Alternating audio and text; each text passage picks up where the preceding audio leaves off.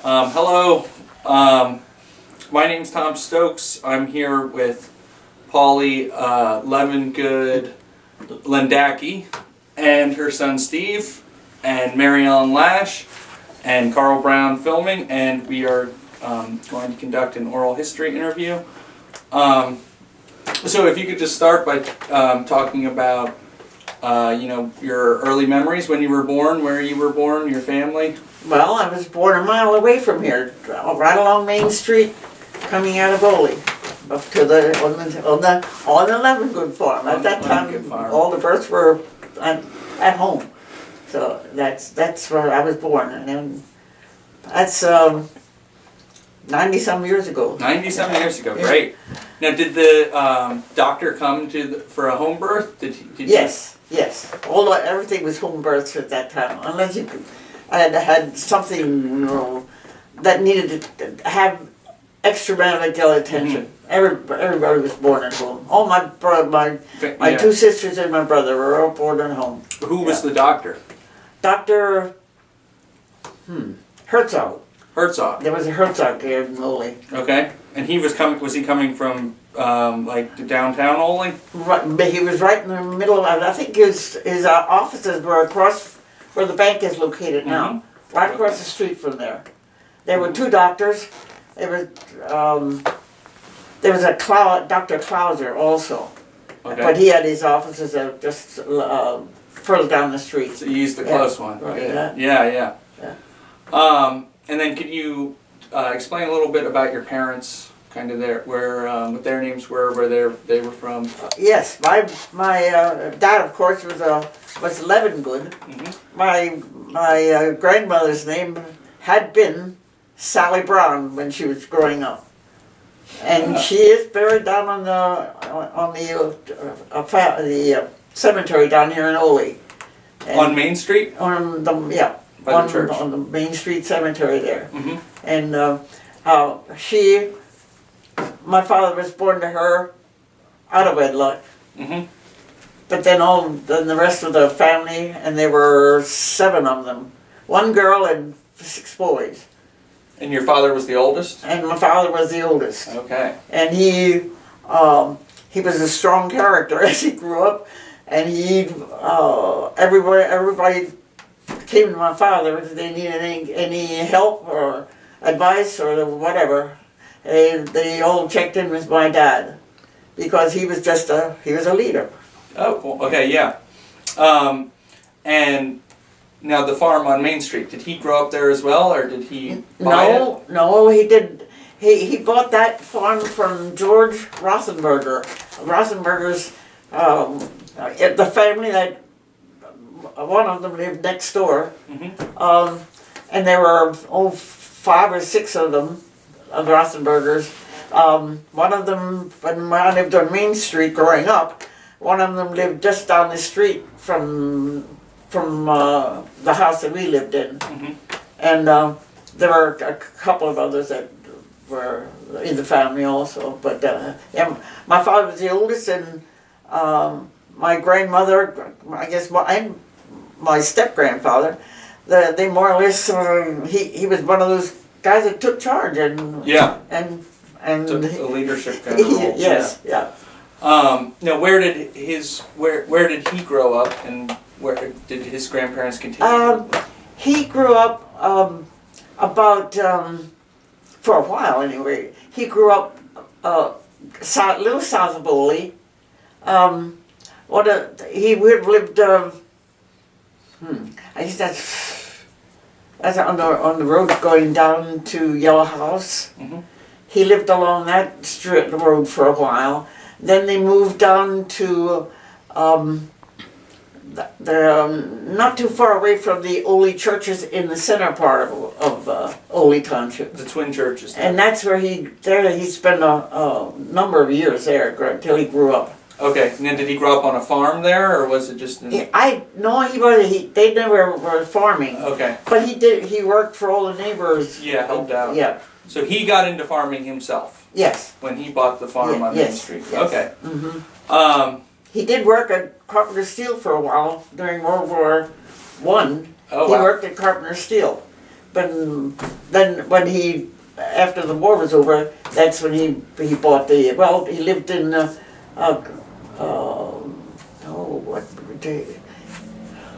isn't far from the intersection that's right in the center of Oley now.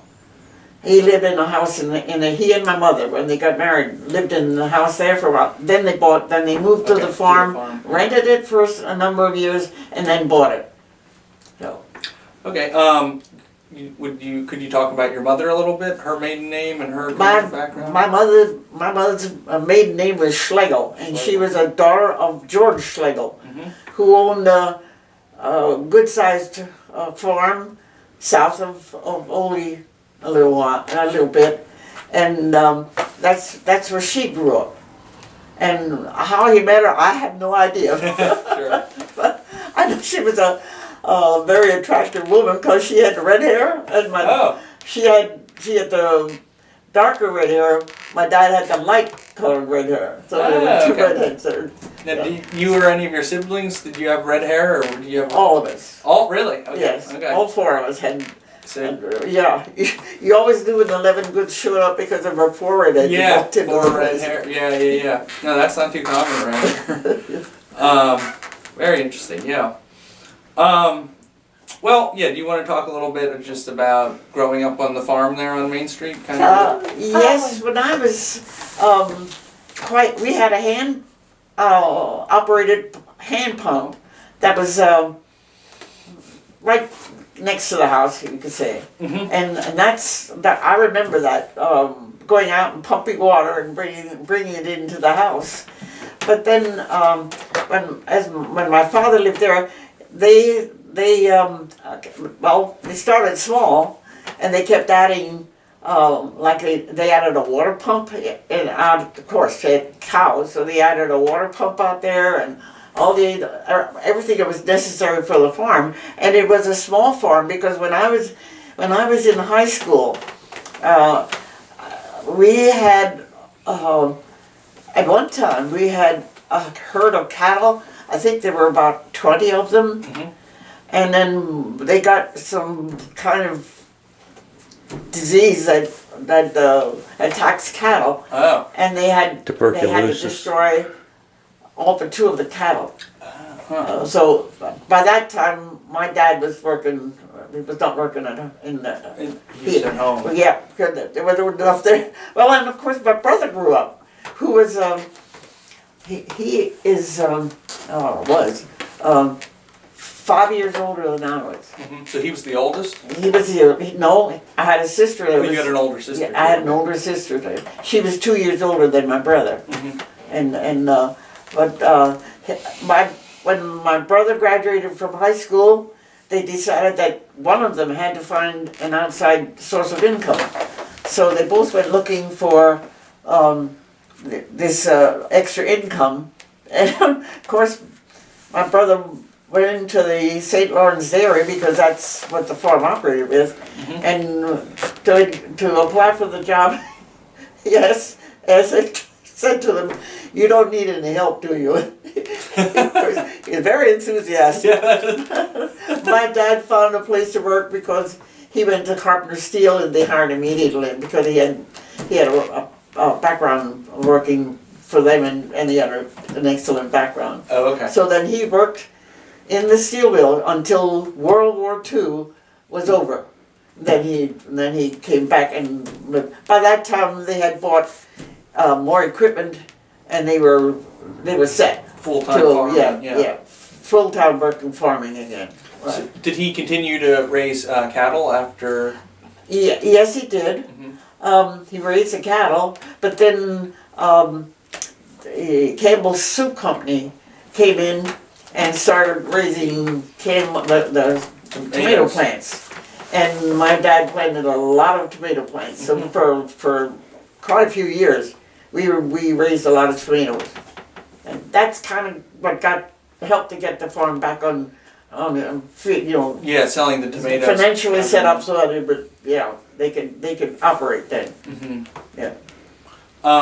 So, any other animals on the farm besides? We had a couple of horses. We had 2 teams of horses. We had a couple of heavy-duty horses, Draft horse. and then we had light horses for doing the cultivating and work like that. We had two different sets of horses. Yes. So when did your dad get his first tractor? I was in high school. Let me think. First try. It was probably when I was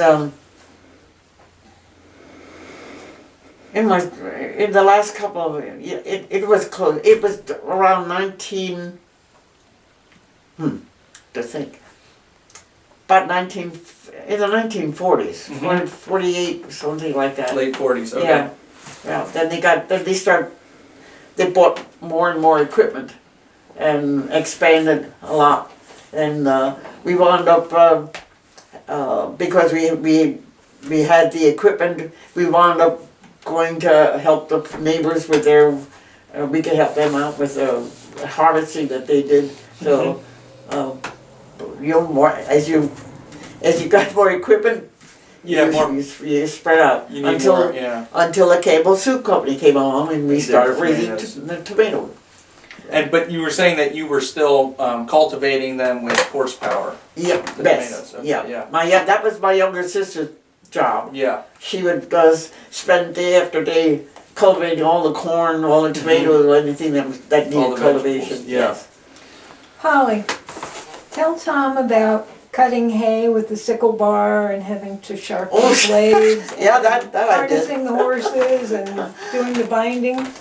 Well, my dad was working in the steel mill, of course, and my brother was operating everything, and it my job fell to cutting all the grass to make hay, and then when the grass was cut and dried, then I'd go out with I don't remember the name of it. Rake, side delivery rake. And would roll the hay together so it could be loaded up onto the equipment. And of course I worked with the harvesting the wheat and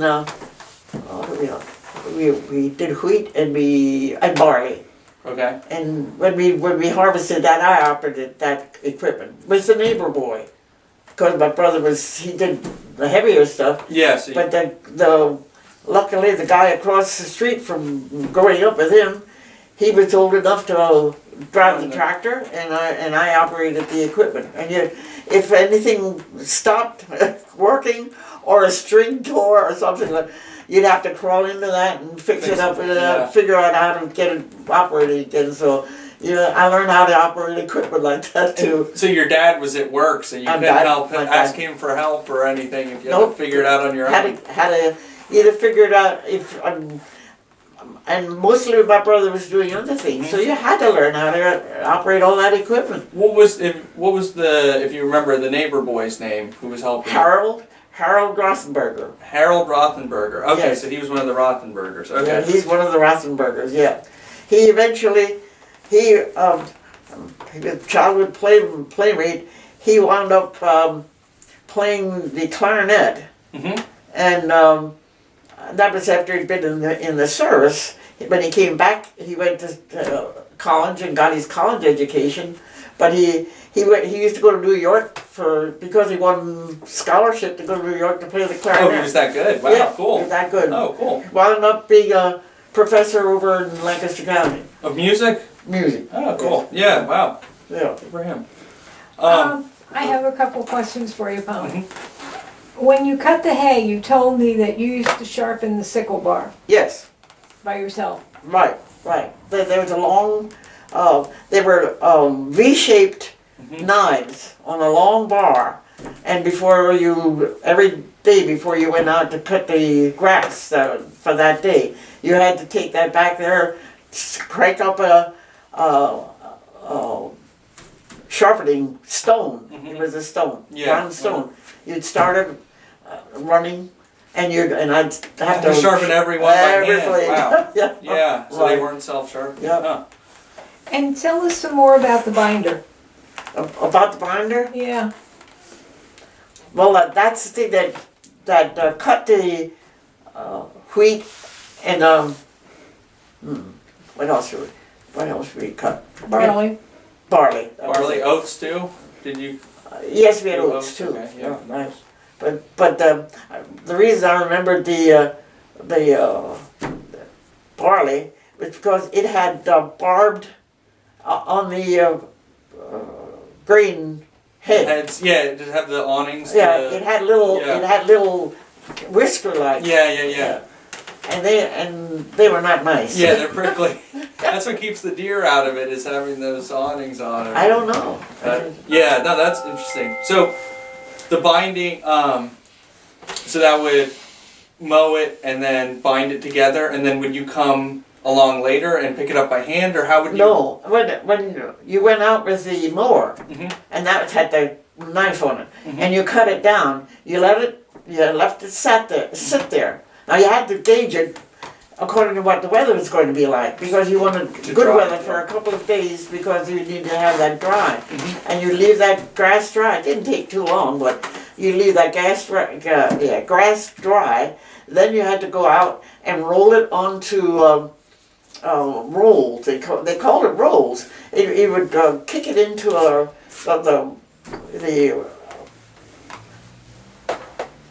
piece of equipment, the equipment that I can't think of the name of it, but it would roll it onto you'd see a mound of grass going right down the field. But then they would come on afterwards. I have to think what it You was. had a baler. No, not a baler. Not that early stage. When you cut it like that, you would roll it onto the rolls, and then we had a piece of loading equipment. Not at first, but eventually, somebody came up with a good idea, and they would pull it down with a tractor, and it would pick that roll of hay up and put it right up onto the wagon, and somebody in the wagon neatly Stack it, piled all around, and stacks it so it didn't fall off the wagon, so we could take it home. And then for the wheat in the barley, did you have a threshing machine? Yes, once that was all cut, and that's the thing that tied it with there was a device on there that would knot it.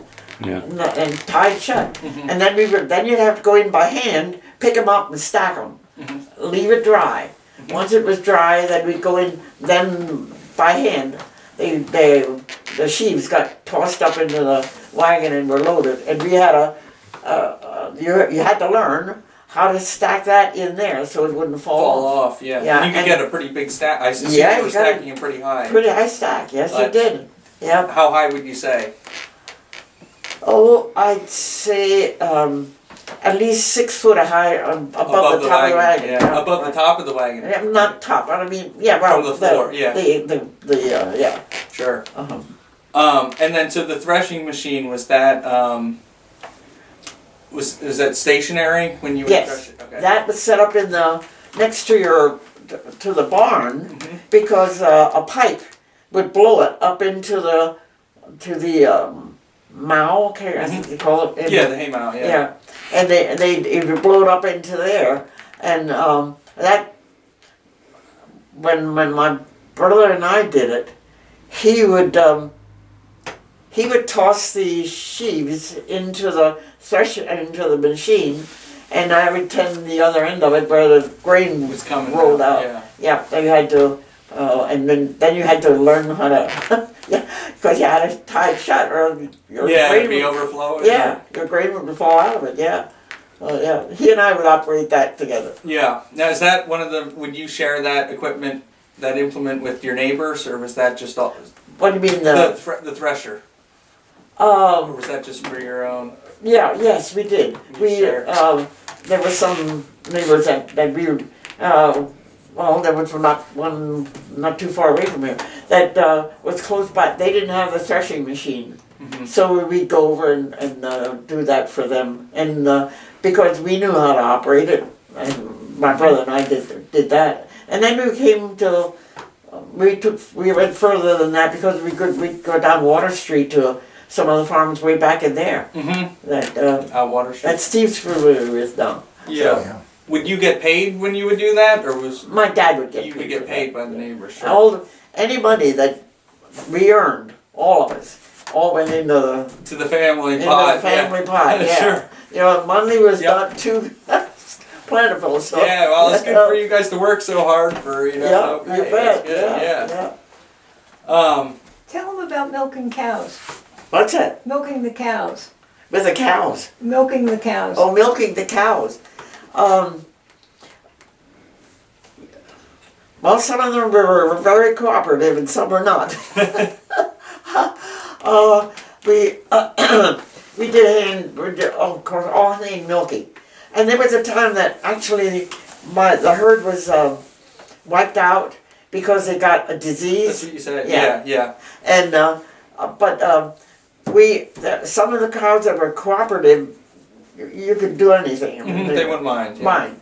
But then some of them did not like you leaning up against them or whatever they didn't like.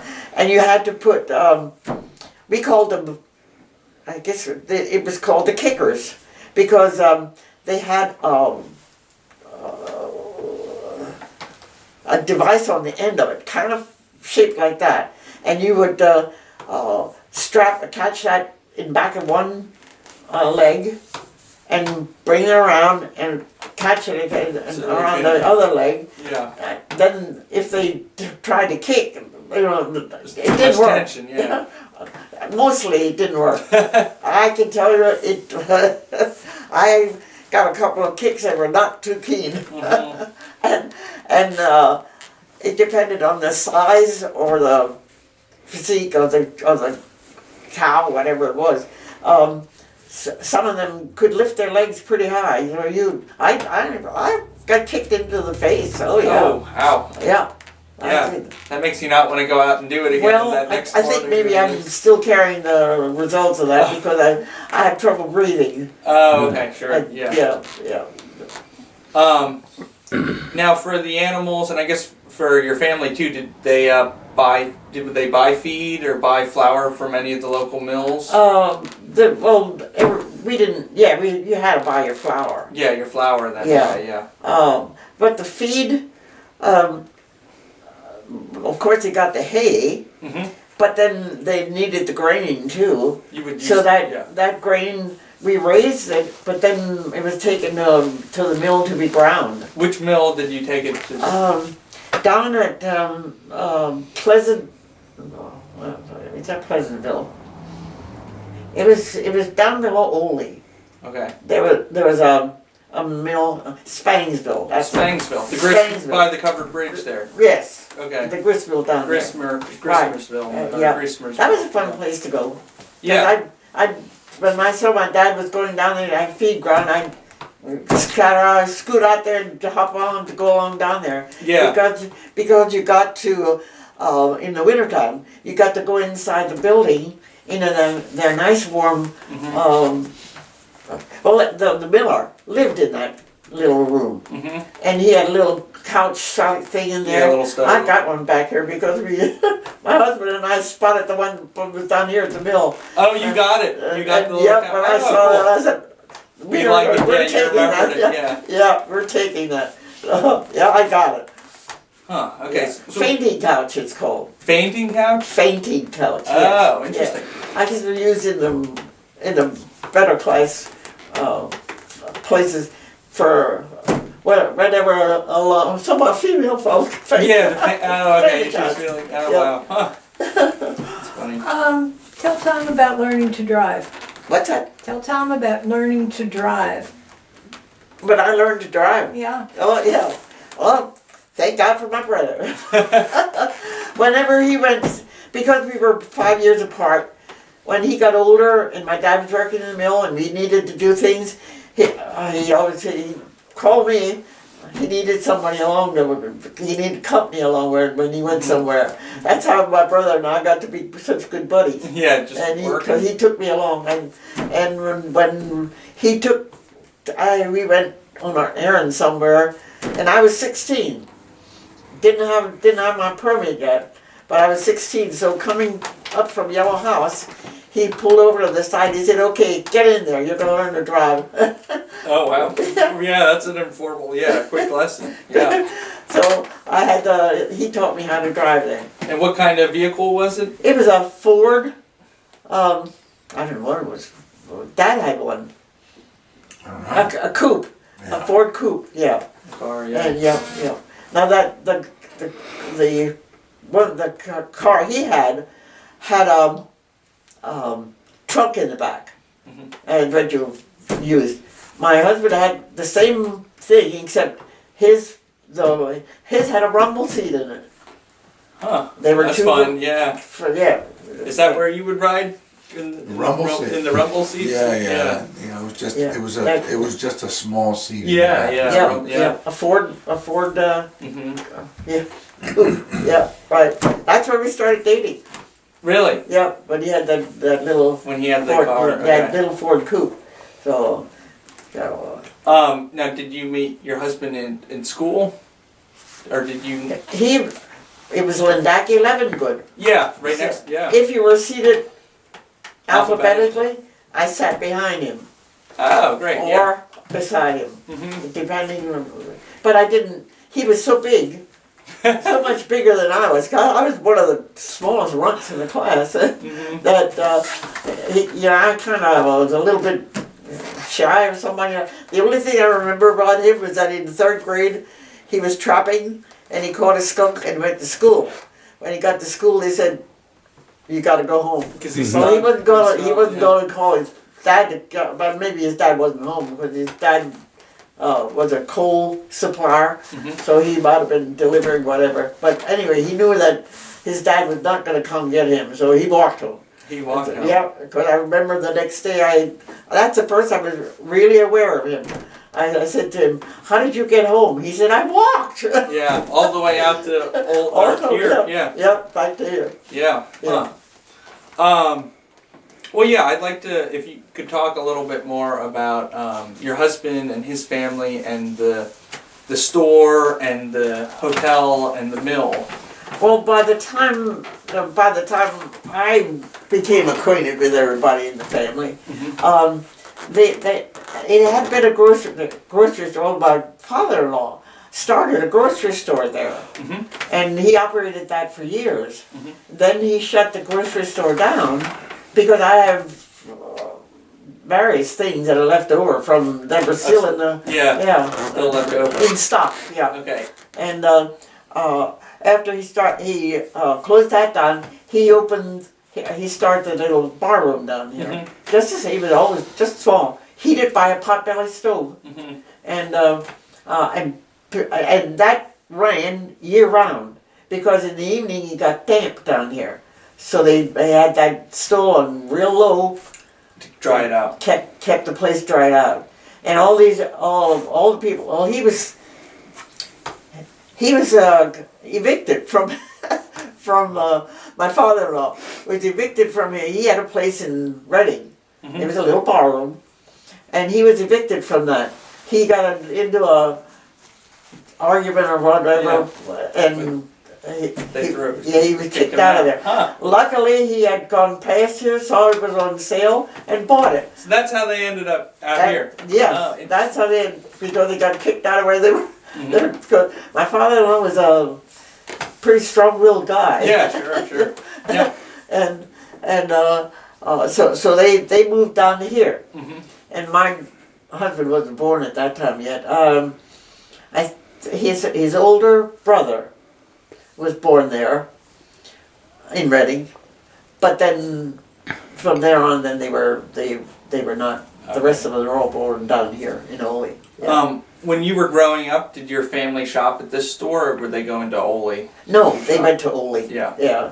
We were, well, it was a bigger store. This was just tiny. Like, country store. Kind Yeah. of, I mean, it was made for just this little area here. The people up the back here, because my husband said that when they sold kerosene or something like that, he would, and I have the container from it down there. He took it along to Tech School and had it painted. but that's sitting down in my basement down here. And that's when he carried kerosene to the neighbors that lived in the little houses. Hardly anybody lived in this area. Yeah. It was remote. Yeah. Yeah. Pretty up. Yeah, out there. Now, when they changed it to a bar, did they serve food as well? Yes, my mother-in-law. Cook. She would bake a ham every week. Every Friday, she'd bake a ham, and they would serve cold cheeses and bolognas and any kind of finger food. That's what it was for the patrons. Right. The bar. Right. Occasionally, she'd have somebody come in and ask her to make a big pot of vegetable soup. That's when I lived with her down there. She'd make a huge pot of vegetable soup, and then the group would come in because they ordered it. They had ordered it, and then she would serve the vegetable soup and other things that she did too. Now, and Steve told me that they were from Slovakia. Yes, correct. Now, Czechoslovakia. did they make any food from that area, or was it all pretty? Oh, sure. Yeah. Okay. Yeah. I learned how to make halupki from Halupki. Yeah, of course. Yeah. Yeah, right. And what did we just have, Steve? A stuffed veal breast. Oh, stuff. A stuffed veal breast. That was not made Pennsylvania. That's not Pennsylvania. No. And did you have any when you were growing up with your parents? Did you have any favorite meals your mom would cook, or any kind of good? Yes, there was a soup that and I still make it a lot. Milk made with milk, base the mustard, and it just there were just lumps that my mother would mix it up, and she would drop that into the soup. That was my favorite soup. Milk and like that. I drank a lot of milk growing up. Yeah. I love it. To this day, I love milk. Sure, me too. Yeah. Yeah. Okay. Well, so your father-in-law operated the mill in addition to Yes, he did. his other He stuff. did. They had all the everything running, all the grinding stuff, and he knew how to run the mill. So he ran that. Oh, he wasn't running anywhere when you were born. But around the time I was born, he must have quit. Around 1950. Is that when he quit running it? Sometime I around didn't there, quite remember that. Yeah. Right. So That's what. He also had He a was cider on- press. Cider press. Cider press. Okay. And he would sell cider. Mm-hmm. Sell cider. Yeah, right. And everybody that grew apples brought their apples over here, Mhm. and they had the cider press underneath. So all the orchards up Orchard Road and up this way, they would all bring their apples. My dad would bring the apples over. He raised apples. Oh, just within the family. So it was just from within the family that he would source the apples. No. He would anybody that had any apples could bring them over here, and they would make the cider. Because they took my dad would bring along. They bring a big barrel along. They put the cider in there, take it home, and put it in their cold cellar. Yeah, let it out age. And just leave it there because that eventually becomes vinegar. And they had their own vinegar. Apples. Yeah. Yeah, right. Now, was the cider mill run off of water too from the dam here? So it was run off of the same. There was a big wheel in there. A big wheel. Yeah. Underneath. Inside underneath. There was a huge wheel in there, and the water came down a chute and turned that wheel, and that's how he operated the mill down here. And so your father-in-law was he was grinding wheat into flour as well, and was he mostly doing flour, or was he chopping feed for animals? He did the stuff for animals. Yeah, chopped. Yeah. But not so much flour that you remember. No, I don't think it. I can't recall that he ever did any flour. Probably cornmeal. He was doing it when I joined the family down there. Yeah. Did he do cornmeal? Cornmeal. Yeah, ground cornmeal for mush. I can't remember that he did cornmeal. Okay. It was just, and he did just basic feed. Yeah, for animals. Just where you for just animals. Yeah. chop it up. Yeah. It doesn't have to be too fine or Yeah. anything. Right. And he didn't do all different kinds of that. He just did a certain different kind. I don't know that I can't remember that my father ever brought any. He had his, the one he was acquainted with was down in Spangsville, so. That's where he got his flour. That's Yeah, where, that's where where your my dad father went down got his there, flour. yeah. And do you remember the miller's name down there in Spanksville? Who your dad? No, he was, the one in Spangsville was the one that my dad went to. Yeah. Do you remember the name of the guy, the miller at Spanksville? It was a relative too. Oh, okay. So that's maybe why he was going there, because it was a relative. Yeah, right.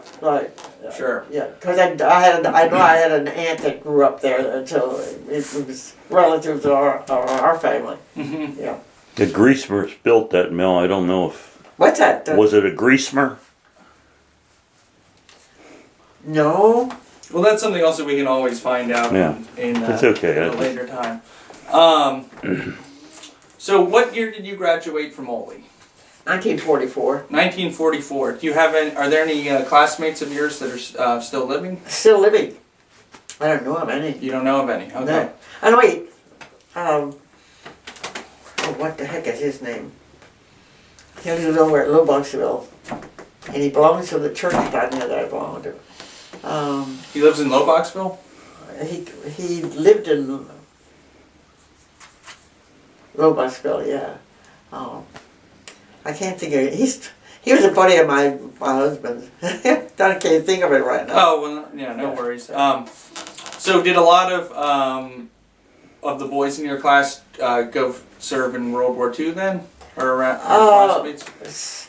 A couple of them went. There weren't a whole lot. Mm-hmm. But because I think the war only lasted 2 more years after we graduated. So it was more older students. Yeah, or they were class, older people that were in the service. Yeah. Plus, a lot of them had farm deferments. What's that? They had farm deferments. They weren't Oh. drafted because they were on the farm. Oh yeah. And- That's my brother never served. Right. Because he was on the farm. Mhm. So And Sox didn't serve He was- because he had a hole in his eardrum. Oh. So yeah. So he was deferred. He tried. He was so he told me how disappointed he was because he had several brothers that were in the He wanted to. he wanted to be with his brothers, and he said that was one of the biggest disappointments of his life, that he couldn't go serve too. So Well, how did he get his nickname? How did he get his nickname? Yeah, your husband. Sox Severs. What's that? Sox Severs. He played for the Boston Red Sox. Oh, he was took it after. He was the first baseman. Oh yeah. There was Sox a guy in Severs. Reading. That's yeah. Well, Uh-huh. yeah, Yeah. that's who his name. So he was a fan of baseball. I can Oh, see right. that. Yeah. Yeah.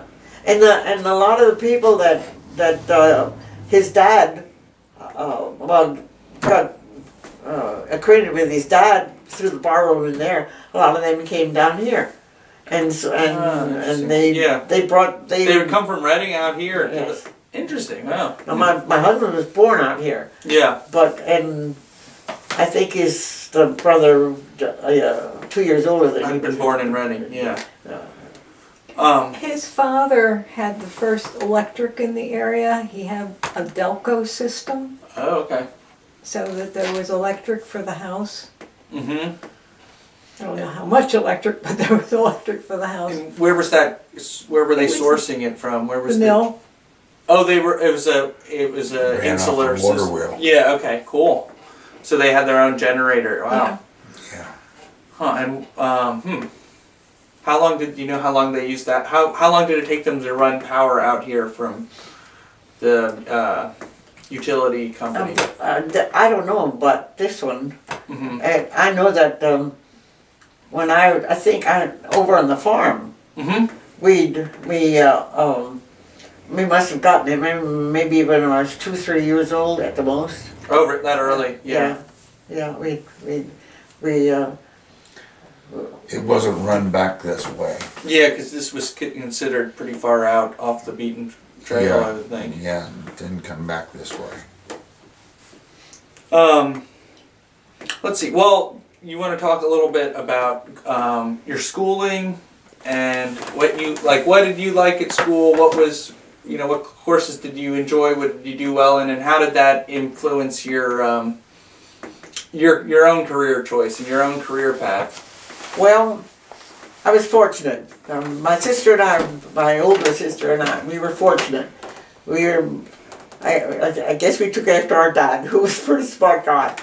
And I can remember from first grade having advantages that some of the other kids didn't get because I had talent that they didn't have. Yeah, you were smart. Yeah. Yeah, and besides that, I was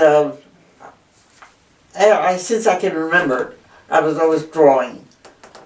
I was artistic, Yeah.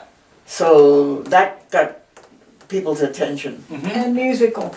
And musical. Did you play an instrument or sing or Yeah, two of them. which instruments? I played the clarinet in the band, Okay. and then when they finally got a, that was the last couple of years that I was in school, when they got a bass fiddle, they didn't have anybody that could play the bass fiddle. Yeah. So they put out word that anybody that would like to come try to Try play it. this bass fiddle should come to the music department.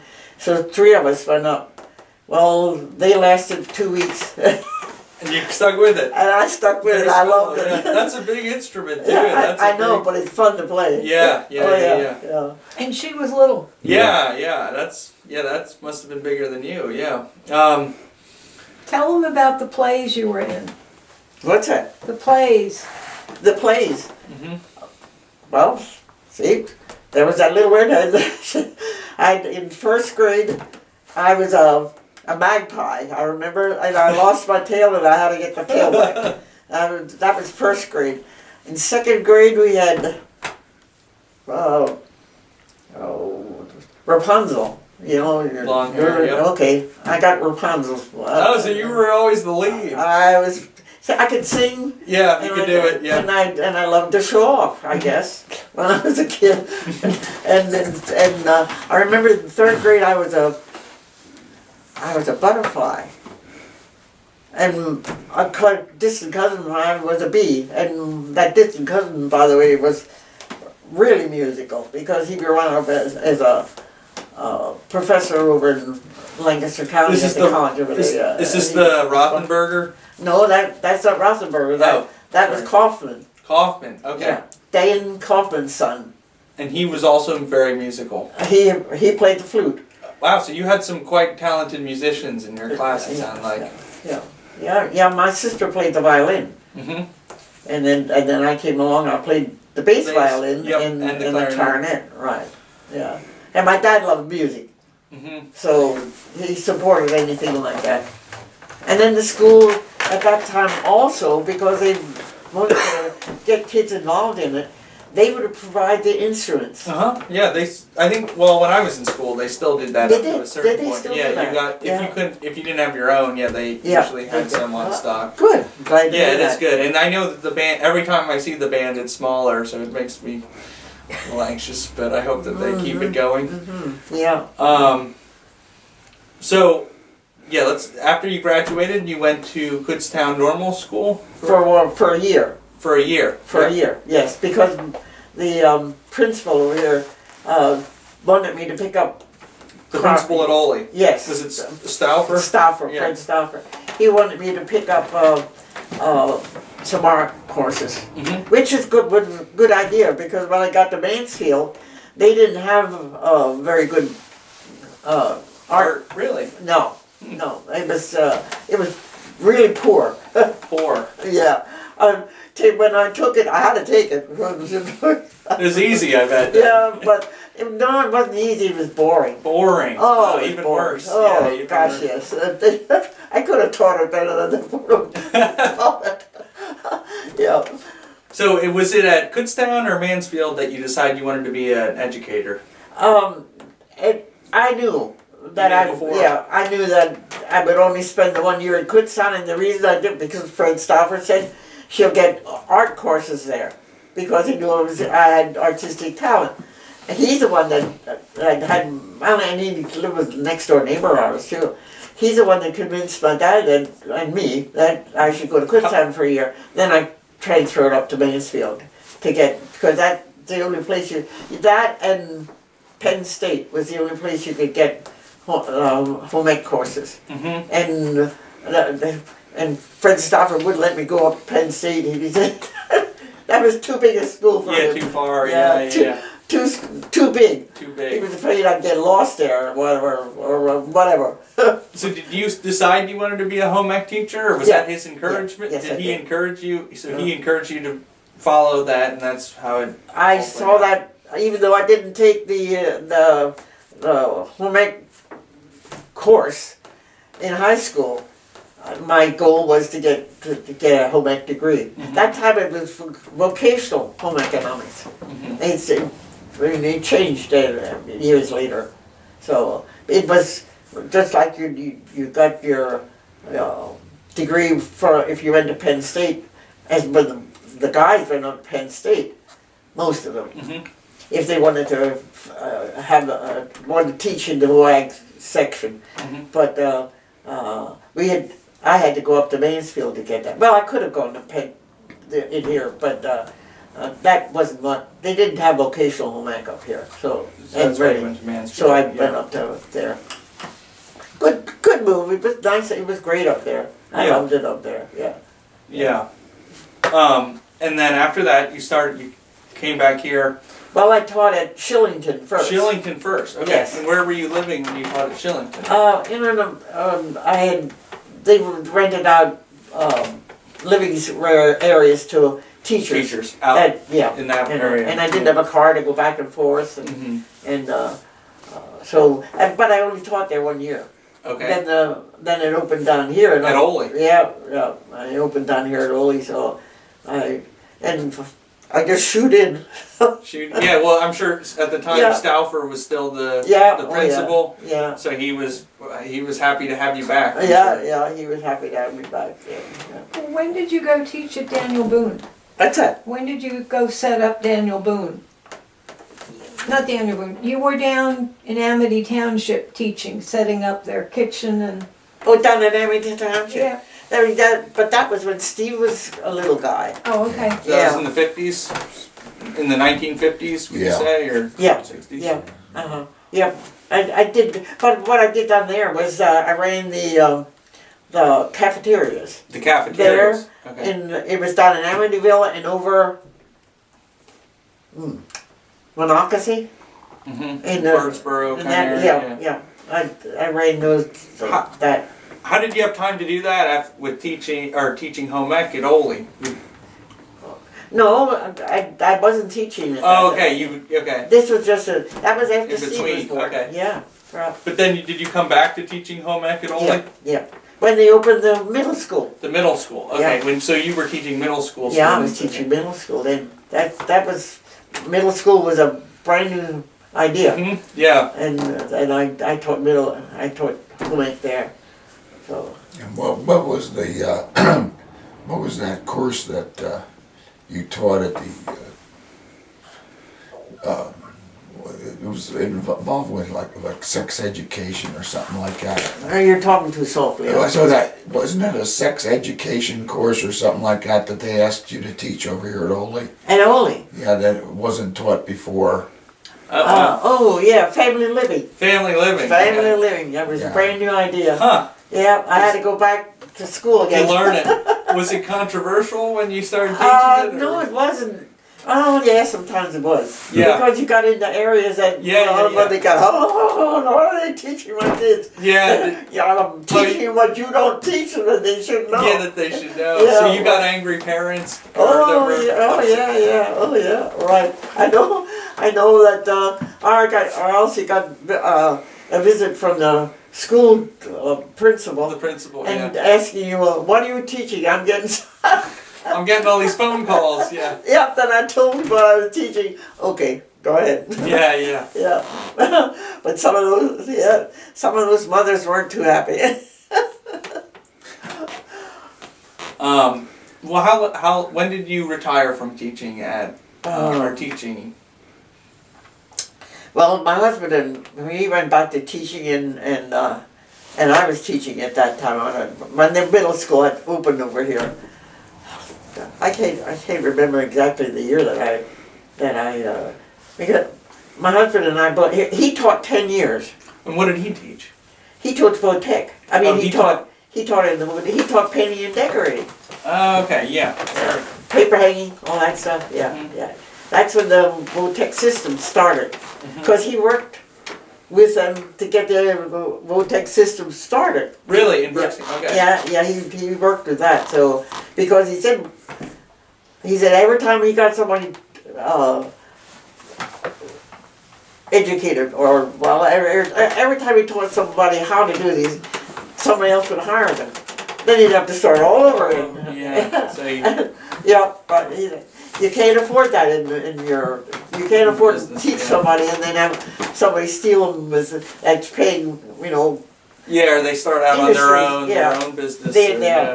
there's a guy that's got the training and he knows what he's doing, so they hire him. Yep. He wrote, That got a little touchy too. he wrote the first book on painting and decorating using the Votechs. Oh, interesting. Okay. And where did he learn? Did he? My husband. Yeah. He got hired by one of the painting decorating men, hmm In Wait. Reading or? no, in Oley here. Oh, okay. Ryder. Ryder. Yeah. John Ryder was his name. Don Ryder. Yes. John, His wife was a John. school. Okay. Yeah. His wife was a school teacher also. Yeah. But John Ryder was and he was a brother to the neighbor that lived down here, and Is that where across the? the street from the mill. Yeah. That. Okay. Yeah. So not this mill or the other mill down This the street? mill. this one. Across the street, right in Yeah. that White House. Yeah, Okay, the White House. Yeah. Right. Yeah. And that was the brother of the man who taught your husband. Yeah. To painting and Yeah, painting and sure, decorating. sure. Right. Yeah. Right. Sure. Uh-huh. He did a lot of graining. He did Wood this training? right here. Oh, grain painting. Okay. Yeah. Cool. Yeah. And which church did he do? Little Boxville Church. Really? The one on the hill. Yeah. I live in Loboxville. I go there The one sometimes. that's up on the hill there. So he did all the painting, all the benches, all the and graining and stuff and All the benches. Yeah, okay, I was noticing. Yeah, because they look kind of similar to that. Yeah, that's that he did. Oh, that's good to know, huh? Yeah. And I think that's the last piece he ever did. Really? I think you're probably right. Yeah. Because I don't remember that he ever did another piece like that. So.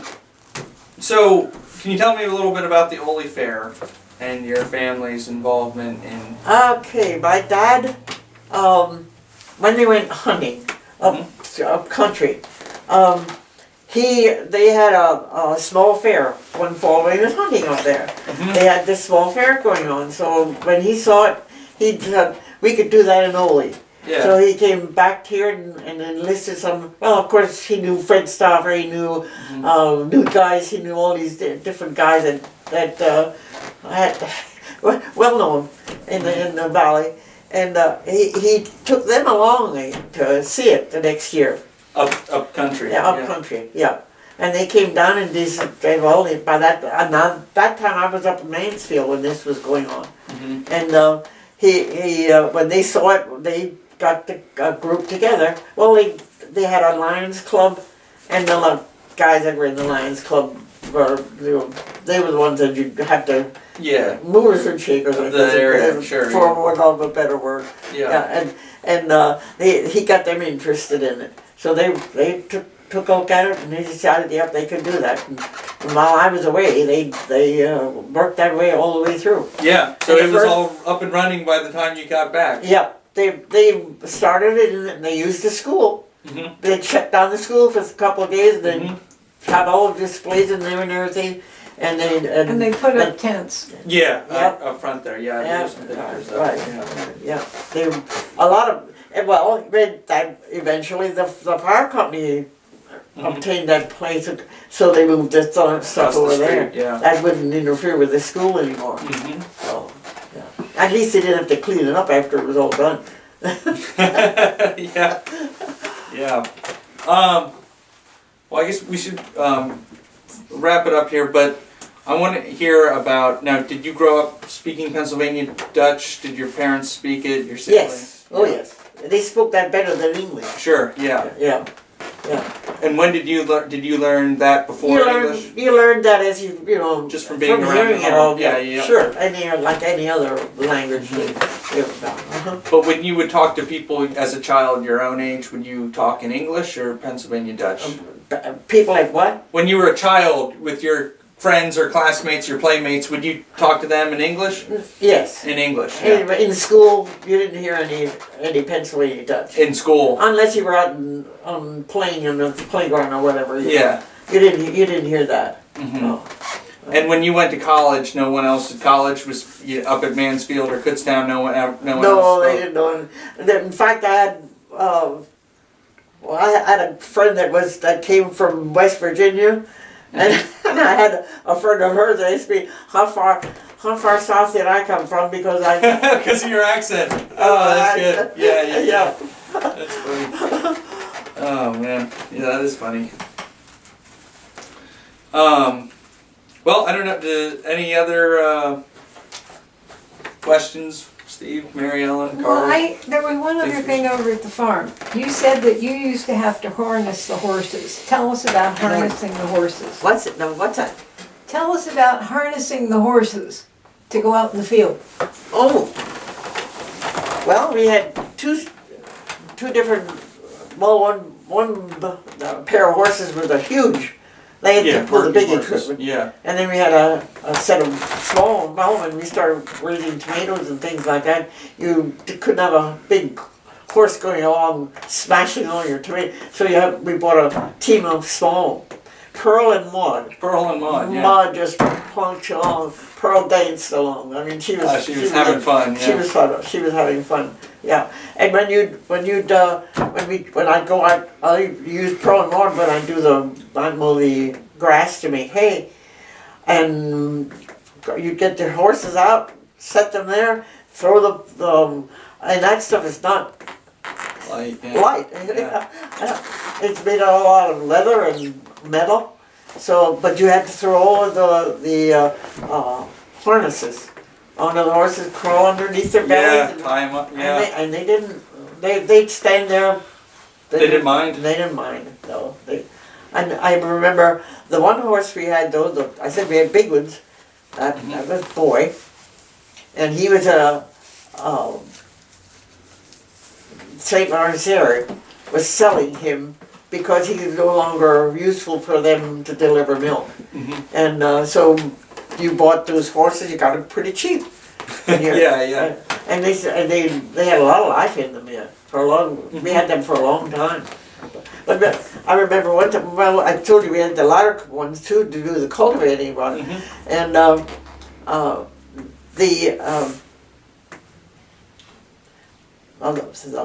big horses were the ones that bite you, so you'd have to watch them. Yeah. Because if you were putting the harnesses on them, some of them would just reach around and pinch you real well, give you a good pinch. So. Right, yeah. And I learned to avoid the horses like that. But you take the equipment. My dad was working the steel mill, so we were just in high school. So so we'd hitch everything. My sister kept right on. She never found her. She stayed working at home because she did all the light work myself. Yeah. If the horses need new shoes, or if like a bigger piece of equipment broke down, what would you do then? When the horses need new shoes, Yeah. the horseshoe, what do they call it? Blacksmith? Blacksmith. Yeah. Yeah. Blacksmith would come there with his equipment. He would come to the farm. Right. Okay. Cut down the hooves, shape them and this, that, and then put the new shoes on them again.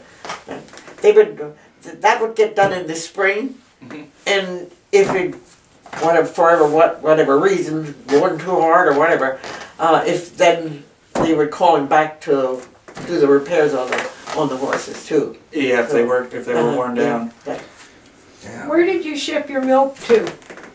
What's that? Your milk. What dairy? Oh, St. St. Lawrence Lawrence, dairy, yeah. yeah, that was a big dairy here. Yeah, down in But St. then Lawrence. we shipped all our milk to the St. Lawrence dairy. How There's did another- it get there? How did it get there? Yeah. In cans. Did they pick it up? Would they come They a pick week? it, right, a right. few times a We week had, to pick it up? when I was real young, I can't remember, there was a cement trough, we called it. It was built into the milking shed, storage shed. Mhm. And, to cool the milk. Yeah. When they give it, Cool, yeah. they had a gadget there and you poured it into the top and it rolled all the way down a big long, back and Test forth, all tube these, or something, yeah, yeah. all of these tubes that went down there and back into a can and was set there in just cold water. You'd have to tap cold water at night. Mhm. And that's how the milk was kept till the next morning when they'd be picked up and be taken into the dairy. So it wasn't the best system, but it's Yeah, it worked, right? yeah, all right. Which horses did you use to pull the sleigh? What's that? Which horses did you use to pull the sleigh? To pull the sleigh, Yeah, the big ones. the big ones. Yeah, yeah, we had a Yeah, sleigh. Tell We- them about we- where's the sleigh at now? Huh? Where's the sleigh at? Down in Bordertown. Oh, at the car At the museum, the museum. carriage museum. Yeah, right. Oh, cool. Right. So you donated, or you gave it to them, My or sold to dad them? donated it to them. Oh, yeah. very cool. Yeah, Check we it looked out. on it, and it's gonna have my grandmother's name on it. Mhm. He put it down there in memory of my grandmother. Mm-hmm. So, yeah. So, it's- if you so you obviously use the sleigh in wintertime. If your family had to get into Reading or go somewhere, how would they travel? well, we had a Model T You had a truck, Model T truck. and we had what was a car? It had icy glass windows, that in the summertime everything was open. Oh yeah, you just Yeah, leave it open. but But your it- whole life you had the vehicles, the cars, and the truck. Let's see. My dad got rid of it when I was in high school. Okay. He got rid of all that stuff. But so your whole childhood there was a car. Your family had a car. Yeah, we did. Mhm. I think, but once he came out with the entirely enclosed vehicles, Mhm. then my dad bought one of those because those things with the icing, they were too cold. Yeah. I mean, Yeah. when you went, Yeah, in the piled winter blankets on. You piled blankets on because you couldn't tolerate it otherwise. So. Now, were there ever any traveling salesmen or kind of itinerant guys who would come visit Most your of it, farm? they were right from this area. Right from this area. Yeah, I remember the Watkins guy used to come here when you Yeah, guys the were little. Watkins guy. The Watkins guy would come around and Man Raleigh. Dealer. Manmuller. He was a Watkins guy. He was a Watkins guy. And what was he selling, or would he do work for you, or was he selling No, stuff? no, or- he was selling. He'd come with his big cases all full of all kinds of medications and this, that, and flavorings and Mhm. whatever. Yeah. Brushes he sold. brushes. Yeah. Yeah. For cleaning radiators and things like that. Yeah, right. Yeah, sure. Brushes, anything for that you might use around the home. That was handy for him to sell. Yeah, I think I have a broom. A broom from him. Yeah. Okay. From left over, but I don't use it very often. But there's still one in my closet out here because they came around because they remember them too. Yeah. So they were still doing that into the 50s. Yeah. Yeah. Were there any tinkerers, like repaired tin stuff? There were a lot of people who came around that repaired things when you were a child. Not too much that I remember. Okay. Not that we'd have the Candyman come to the house. Candyman, Oh really? yeah. He'd come every Tuesday. Huh. Yeah, well, And every Tuesday he'd come around with a big case filled with all different kinds of candies in little white sacks, and I guess it was probably a pound or For a at penny the or most, something, yeah. And Mo, we looked forward to having the candy man. And I think he came every 2 weeks. So you get some then, your Oh parents yeah, would oh yeah, put- my parents would buy the candy That's at that great, time. yeah, So yeah. he was a welcome sight. Yeah, I bet. And Jaeger cookies. What's that? Grandpop used to get the Jaeger cookies. Down at the Jaeger's, down at Pleasantville. Pleasantville, Jaeger At the store. store. Jaeger cookies? I don't remember that. Don't you remember No, that? I don't remember. That must have been a Oh, later yeah, thing when you guys been well, over I there. remember me and Danny used to always send Grandpa for Jaeger cookies. What I remember from your grandpapa is that he always, when Vicky was here, he always stopped in and took my youngest daughter. Mm-hmm. He'd come over. At first, she screamed her head off. She didn't want to go home. Oh, to go back with his But she learned that Grandpa was a good guy to go with. Yeah, so she had fun with She him. could pick out whatever candy she wanted. Yeah, Grandpa treated her real well. Yeah. Yeah. Holly, were there any gypsies that came through? Well, we didn't have gypsy. No, we didn't call them. What did we call them? We didn't have gypsies. We had. What the heck was it? We had a name for them. It was a German name. I can. Vagabond? No. Is in Dutch? Is in Pennsylvania Dutch? Yeah, Dutchies. Dutchies, We just okay. called them Dutchies because they almost always spoke Pennsylvania Dutch. Yeah. So they were Dutchies, and they would come to the house, and it would start. Especially, well, they didn't stop in unless it was mealtime. And Yeah. and they knew that. Well, they must have passed the word around. They knew that if they came to our place, They would get taken care of. Yeah, my parents always took care of them. And sometimes they'd be there early in the morning because probably they left a barn or whatever somewhere. Did they ever And- sleep in your barns? Oh, sure. They'd sleep in did. your barns. My dad would make them give him all the matches. So they wouldn't, because they'd be smoking their They- pipe they- out there or could something? not, they could Yeah. not smoke in the. They could not have anything. That's smart of him. Yeah. Smart of him. He would ask them for their matches and their smoking gear, and he wouldn't let them have that in the barn because we were afraid they'd be Yeah, burn it down. right Yeah. up. Yeah. Well, it's also good your mom gave them a good meal, so they would feel like they should treat you nicely and not do anything.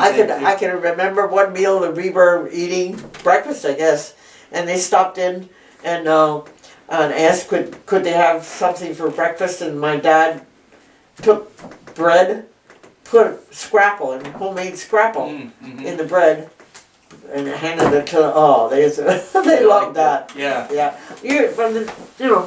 we had a hearty breakfast. You had to. You worked hard. Yeah, all day. Yeah. Right.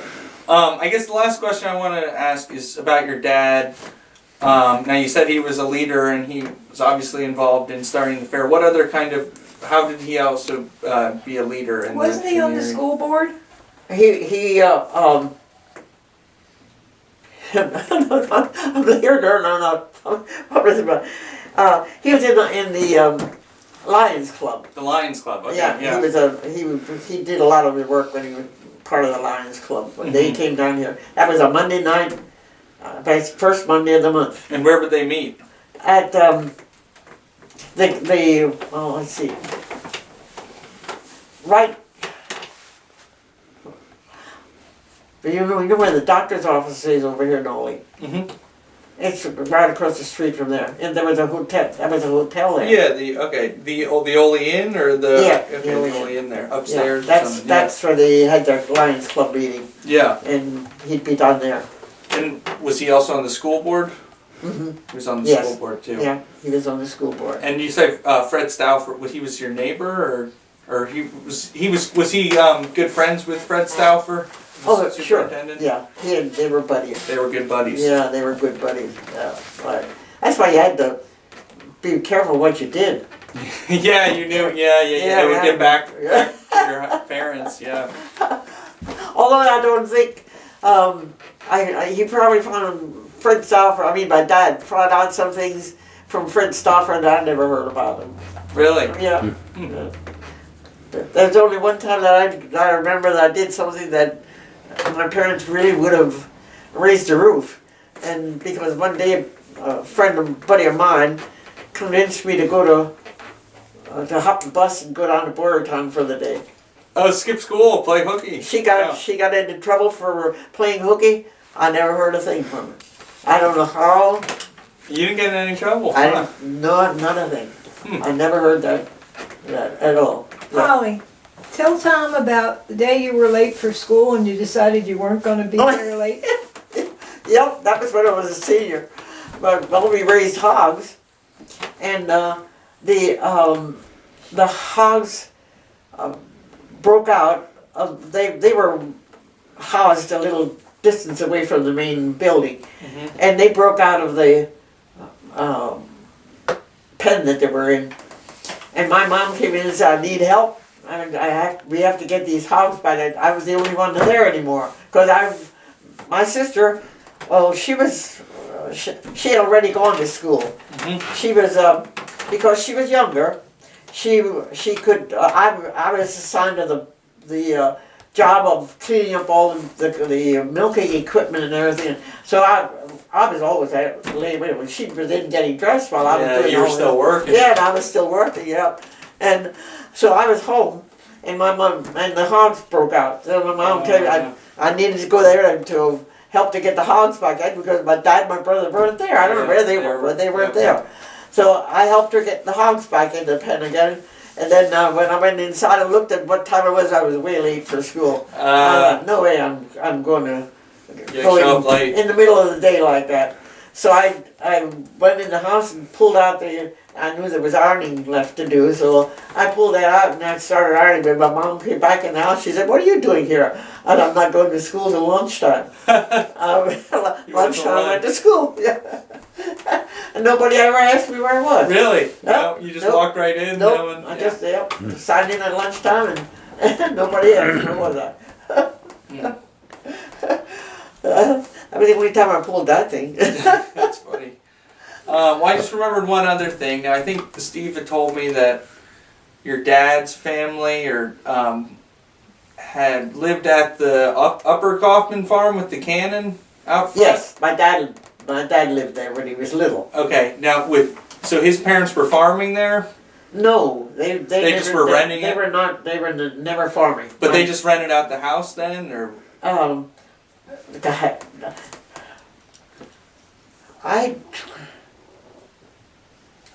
I can't remember how he got there, but my uncle had a place just below there that he was farming, but up at the Kaufman farm he was just small when he. So it was just not a long time that he was living there. No, not a long time, but the bed that he slept in went along with him wherever he. Oh, they owned the bed. Yeah, they brought the bed. They took the bed along wherever, and eventually my niece wound up with that bed. They had upgraded it. Yeah, but it's still there. She wound up sleeping in that bed. Oh wow. Anyway, I slept in it for a while. Yeah. Yeah. But that time, I had a mattress that was stuffed with straw. Okay, yeah, That- straw mattress. yeah, Oof, right. Yeah, And then of course that was held up by ropes or what you call it? boards. And ropes. Just slats. Slats, just Slat, wooden yeah. slats. Yeah. That was held up by slats. Mhm. Well, that straw in that canvas sack, eventually when you rolled around in it as a kid, it would fall down between the slats and you'd leave a little trail. You'd wind up sleeping with the slats, yeah. That's funny. I survived. Yeah. Here you are. Good. Holly, did you help to butcher? Butcher. Yes, oh yeah, we did. We did butchering. Oh, absolutely. A couple hogs there. Well, we raised hogs. Yeah. Okay. So a couple hogs a winter, or how often would you butcher? I'd say probably 5, 6. 5 or 6 hogs every winter. Yeah, because when they made all that scrapple and sausage and all, and spare ribs and this and that, my dad would my aunt would take orders. At Stony Creek, she lived in Stony Creek. My aunt would take orders from the people in the area. That didn't have animals. Yeah, well, no, they lived. Yeah, in the Yeah, town. they were living in Stony Creek there, and he would take it in there, and whatever she had contracted for him to fill his order, they would get in. I think by that time, I guess we had the telephone, and my dad would get the orders, and then he butchered. That was a source of money coming in, income. Yeah. Yeah, for cash money. Anything besides hogs? Like Well, steers? Steers. no, we didn't. I can't remember if we ever did. I think we left them butchers do that. Sure. That was a little more than we could handle, and we didn't have the equipment to do that. Yeah. You have to have although we had Yeah. where we did the cooking and mixing and this and that when we butchered the hogs. We didn't have it. It wasn't big enough to do a steer or anything like that. And most of the meat, would it be like made into scrapple or summer sausage, or was it left kind of fresh in cuts? Well, then you would bring the hog, you would bring what became the ham. You would cure all of that. So my husband did that too. You would cure it, yeah. Did you smoke any of it, or was it all just Oh, sure. No, sure. We had a smokehouse, Yeah. and it all went into that. That was where we did the butchering. Upstairs was a smoking area. Smokehouse, We okay. did have to keep a low fire burning. Just smoke, so we just had a smoldering, yeah. smoking, Was yeah. that one of your chores to keep that fire No, going? Or I didn't get, no, that was my brother's chore. to keep it, yeah. I was too small for that stuff. Her job was to bring the wood in. Bring the wood in. Yeah. Okay, bring in the firewood. Yeah. Oh yeah, that was my job. Yeah. I'd have to bring it in with, we did have a wagon, and we could bring it in with that, but then when the wagon didn't work, we had a lot of snow, you'd pile it on a sled. On your sled, okay. Yeah, pile it on a sled, brought it in like that. So, and that was my chore every day I came home from school when I was a little kid. It was my job to fill up that wood box so that we had enough wood to burn. To keep, that was the only source of heat. Yeah. Is some of this your artwork around the house? No, this is none of mine. Okay. But eventually, my artwork turned into sewing work. My artistic stuff mostly was sewing. Embroidery. Yeah, right. She used to cane chairs. Cane chairs, really? Is that something you taught yourself, or where did you What learn? do you mean? Caning chairs. Oh, painting the chair. Yeah, that I taught myself. Yeah. So that kind of stuff came naturally to you, like handiwork with your... Yeah. Well, because I was sent every Saturday when I was in high school. I went up to Kutztown University up there because the federal government, I guess, ran it. They were running it to teach people coming up that had artistic skills. Yeah. And I went up there and I learned a lot of different things to do. I learned I couldn't do clay work because it would dry my hands out so bad. Yeah, I couldn't. I had to stay away from that. But the needlework and that kind, you were good. Well, yeah, but a lot of the needlework I learned when I was up in Mansfield, and because we learned how about it, yeah. and we were expected to pick that up on our own. So we learned it there. But yeah, I went up to. I was lucky. I went up to Kutztown and for a couple of years. Yeah. I was sent up there. Would you drive yourself then? No. Okay. My brother took us up to Fleetwood. There we caught the bus and went up to. Okay. Yeah. When you were out tending the cows, when you were young, and the cows were out grazing, I know Mabel was out there. What did you do with your time when you were watching the cows? Well, a lot of the times, if it was all the way over my sister, I would say it was a good half a mile away. A good half a mile. And we would drive the cows down, there wasn't much traffic, road over about a half mile back, and then our fields were over in that area. And my brother and I would go over there and watch the cows so they didn't wander in those neighbors' fields or anything like Did that. they have a shed, or how did they? Where would they? Like if they needed some We'd cover, drive them right back again. you bring them the whole way back. back to the barn, yeah, Back because to the yeah, barn. that was in the afternoon. Oh, every day. Yeah, Okay. yeah, during the summer, we'd take them over there.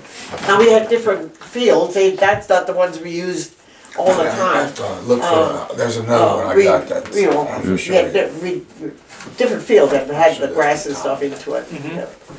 That's cool. Did you learn to crochet did you do any crocheting? I learned to crochet up, it's from a roommate. I mean, that was stuff we were supposed to pick up on our own. And my roommate taught me crocheting. She couldn't knit, and I could knit. But then, and my mother could knit, could crochet anything. And all she had to do was look at it, and she could do it by looking at it.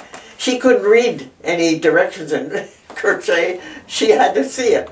So, but my roommate taught me crocheting, and then I taught myself how to knit. So, yeah. Interesting. Well, is there? I know we're probably. What time are we at, Carl? For an hour and 20 minutes. Okay. Is there anything else you want to add, Polly, before we wrap it up? I'm thinking of some of the things we. Well, eventually, when they stopped using horses Mm-hmm. for all of it, and then they had there was what do you call him? He had all kinds of his fingers and all. He owned a lot of tractors and equipment, and he would go custom Harvesting. yeah, Custom farming. custom work, and when they found out that I could handle the equipment, Mm-hmm. he used to hire me to run his equipment. And what was his name?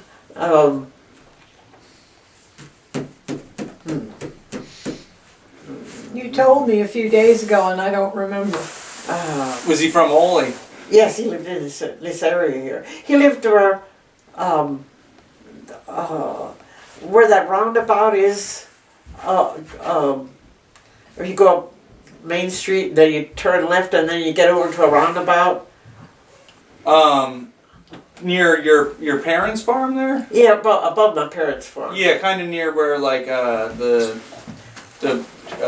pavement places and Jen and Jesse's and that kind of, or the bingo hall, kind of near the bingo hall. Is that where we're talking? Yeah, I guess that's it. They do have a bingo hall. Yeah, the bingo hall, Yeah, the banquet hall. that Johnny Shade owned all of that. So is that the guy Johnny Shade? Was he Johnny Shade was the guy that had all his equipment, the custom guy? and then he'd hire me to run it. And I did, yeah, right. And just when you were a teenager, or Yeah, how? Oh, wow. 16. 16, Yeah, yeah. yeah. And did he have other people working for him, or was Oh yeah, he did. mostly girls and boys? or? No, he. I would think I was the only girl. You that was were the working- only girl, I was the wow. only girl who was working for him. And you didn't mind? Did you enjoy? No, being- you know, it was fun. Yeah. It was fun. Yeah, you had fun. At that age, you think driving is fun. Yeah, anything. Yeah, Yeah, sure. sure. You told me that you drove, one of the vehicles you drove, you operated with like pedals on the floor. Like a cultivator. Was that for cultivating? No, it was a truck. No. Oh, okay. It was part of the learning to drive. I can't remember what that is. Right now, that doesn't pop into my head. We're going to have to quit. I'm just about out of battery. Yeah, no, Okay. we can always do another one too if there's a lot more. If there's other things. I think it's you. I haven't done that many of them, but you have a lot to say, and I think that you definitely, if you'd be willing, we could always do another one. Okay, sure. Good. Yeah. Thank you. Thank you for doing this too. If you don't have something, nobody records something like that, it gets lost. Exactly. No, and that's why we really appreciate you doing this. Yeah. This is Yeah. great. Yeah, it does.